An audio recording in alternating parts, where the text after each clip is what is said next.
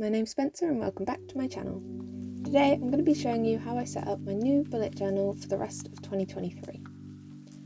I've chosen this absolutely beautiful journal from Notebook Therapy. It's their Tsuki Sun Solstice bullet journal in the size A5. And yeah, this is just absolutely stunning. When I saw the pictures, I could not resist picking this journal up. Of course, I couldn't help but also pick up the Midsummer washi tape collection they created for this release. These are so witchy but so sun-focused, so they are really up my street. So I'll be setting up the front of Bujo pages all themed around these washi tapes. I also pulled out these monthly stickers that I bought from Stationery Power last year, and I keep meaning to use them, but I just never get around to it. Spoiler alert, I don't actually use them in this setup either. For pens, I'm using a combination of my Derwent Fineliners in 0.5 and 0.1 nibs in both black and sepia. I'm also using the hard tip Tombow Fudenosuke pen that I have. Before we properly start the new setup though, let's have a look back at my previous journal and see what has worked and what hasn't. I really love both my cover page and word of the year from this journal, so I will definitely be transferring them over. I also got a lot of use out of my future log. I did make some changes to it throughout the year, eventually adding the days of the week to the vertical calendars so that I could more easily block out the days that I wanted to work on specific things. So that's like having my dedicated 2 days a week to go to the studio and work. So this is another spread that I will be transferring over with the changes made to my next journal. This next spread did not get used nearly as much as I thought it would. I had really good intentions when I set this up, but I never used the monthly table that I made. At the beginning of the year, I did use my weekly version, and this was really good, but I struggled to keep up with it because whenever I went to fill it out, I had to figure out what number week we were on, and as that's not something I usually record, it took too much time to figure out, so I ended up just not using this spread. I may try this again in the future, but I'll definitely need the dates on there for me to be able to actually use this tracker meaningfully. I also didn't use my SMART goals page as much as I thought I would, not because I didn't do SMART goals, but because I actually recorded them in my phone instead, so I won't be transferring this spread either. My Comic-Con page, unfortunately, did not get as used as I would have liked. I've only gone to one con so far this season, due to my calendar being full of other things, but I think I'm just going to alter this page and use it to record the craft fairs I've been attending to soft launch my business. My achievements page I absolutely love. The serotonin boost I get whenever I write something new, however big or small, on this page is huge. It's also a really easy page to set up, so I'll definitely be putting another one of these in my new journal.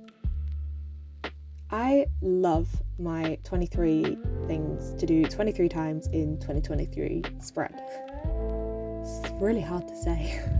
This little Dutch door with the space behind it to record the information, like the dates I do things, has been a lot of fun to fill in. I haven't quite filled the table in fully, but I have filled in the backing pages, so I'll be using that previous blank page or the spare pages at the back of this journal to keep recording me completing these things instead of just setting up a new version in my new journal. This flowchart page is also really good and is a really good reference or reminder about how I should think about different tasks. I don't reference it as often as I used to because I've actually internalized a lot of it, so I think I'll leave it in this journal since I'll still have this journal around and on hand for the other pages. My checkout page is definitely going to move into the new journal. As you can see, I am running out of space on here.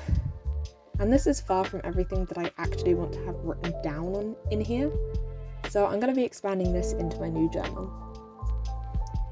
My last page is linked to the checkout page. This is what I call my library card page, where I've been recording the games I've played, films and TV shows I've watched, and the one book I've read this year. I was definitely being optimistic when I gave the books read column such large space. I do love this page though, and I've used it a lot despite not reading much, so this will definitely be going into my new journal as well. For my monthly setups this year, I tried a lot of different techniques and experiments when it came to the decoration of my pages, but I mostly stuck to my tried and true method of journaling with specific pages and layouts that I know work for me. I'm actually really surprised about the colour palettes I chose so far for this year. They're definitely more neutral than I would normally do, and definitely more nature-based than I have ever done. But I really enjoyed each and every setup. I didn't always use my journal as much as I wanted to, but I did enjoy it every time I used it, and I think that's what's most important. Now, on to my new journal. Oh, it's so beautiful. I love it so much. As usual, Notebook Therapy include a cute paperclip that matches the theme of the journal as a little freebie, and honestly, this little sun one might be my absolute favourite that I've ever received. I'm starting with my nameplate, just to get that anxiety out of the way.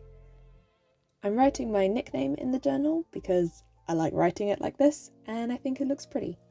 I'm also adding more decoration to this page than I have done previously, because I can't resist not covering everything in these beautiful washi tapes. One of these washi tape rolls is actually a sticker roll, which again, I absolutely love. So I'm using those to add some extra decoration above and below the nameplate. I also decided that I wanted to cover the Notebook Therapy URL at the bottom of the page, so I used another section of this ticket-shaped washi tape to cover that up, as the stickers were too see-through to cover it up fully.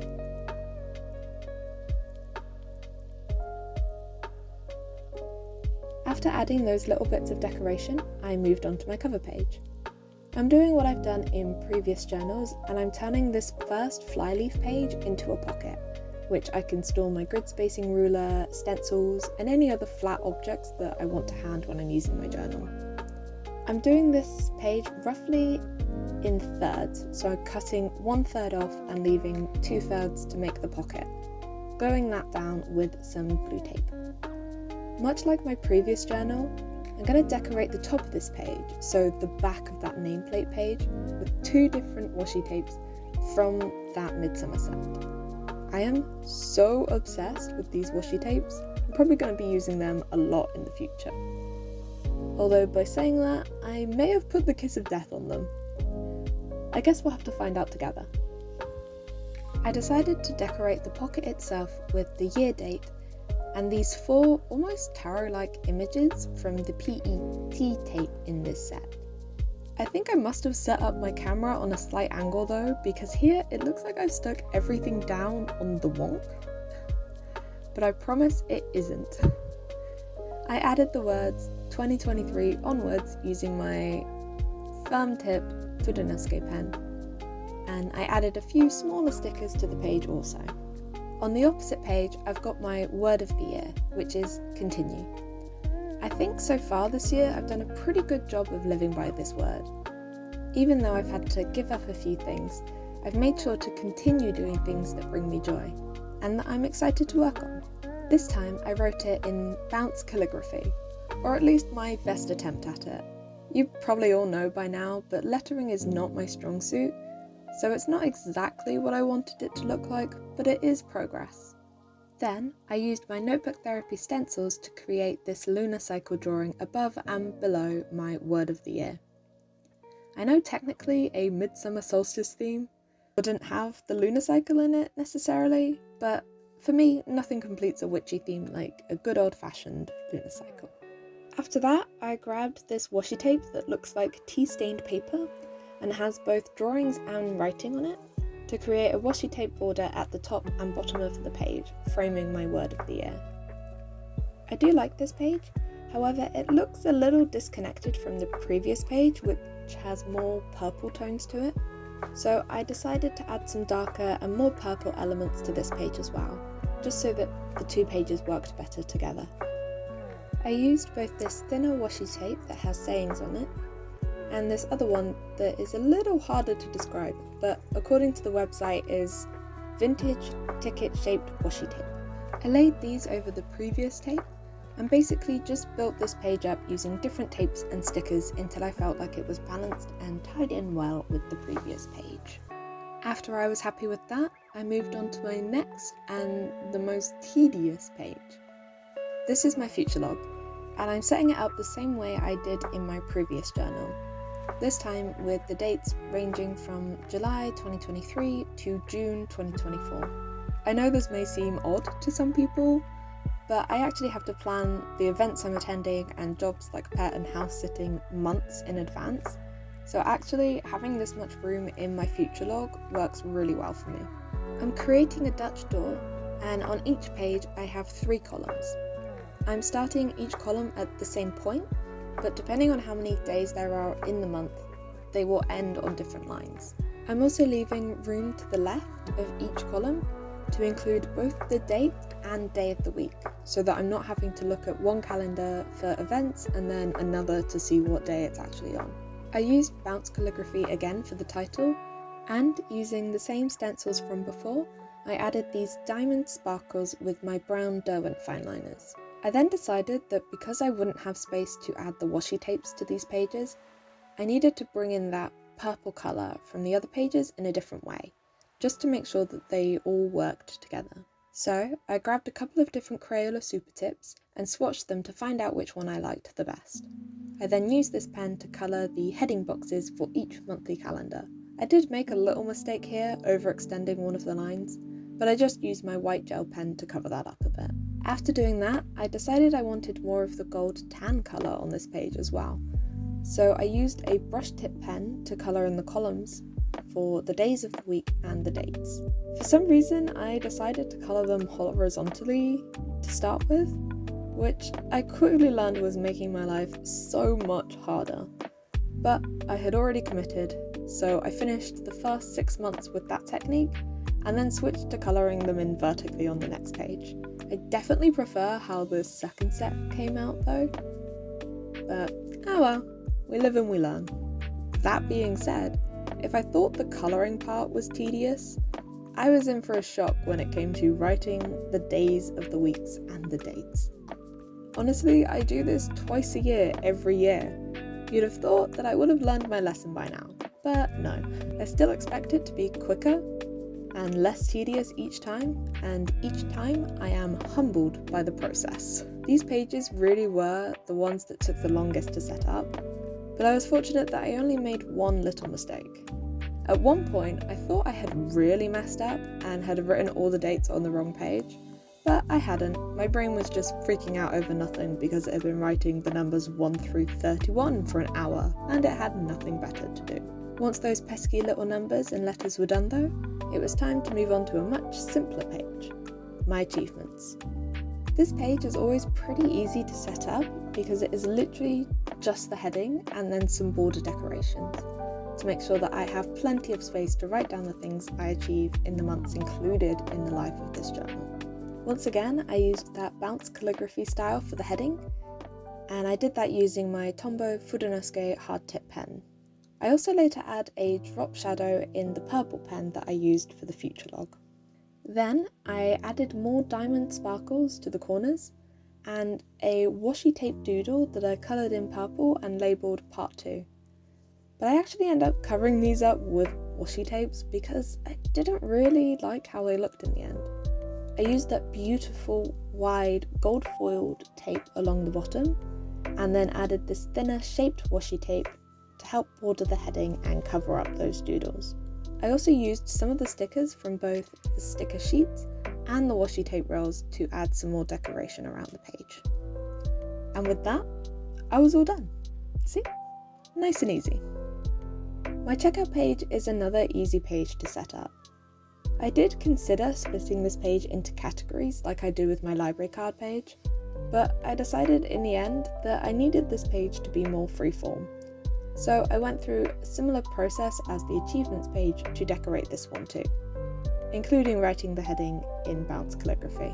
This time though, I actually wrote the heading in the purple pen instead of the black, and I used the stencils to add the sepia gold sparkles to the corners. I also decided that this page needed something a little extra, so I drew another lunar cycle under the title, acting as an underline, if you will. And then I also added that washi tape with the phrases along the bottom. I tore the washi tape at an angle, then added some stickers to the corners just to help balance it out with the top of the page. Then we're finally on to my last page for the setup, my library card page. Looking back at my previous journal, I learned that I definitely needed more space for games, films and TV shows, and not as much space for books. So I split this page up into offset columns, making sure that the one for books was slightly smaller. I then used the small leftover space to create a favourites box for the year, so I can highlight what I've really enjoyed this year. I coloured the headings for each of these columns in either purple or the gold sepia colour. I also knew I really wanted more decoration on this page, but I'll admit I did struggle with finding ways to add it without overloading the page. I'm not really sure if I succeeded or not, but I'm fairly happy with how it came out, with the smaller bits of washi tape and lots of stickers to add some colour and shine to the page. And now it's time for the final flip through. Thank you for watching everyone, I hope you enjoyed the video, and if you did, please give it a like because for some reason YouTube loves that.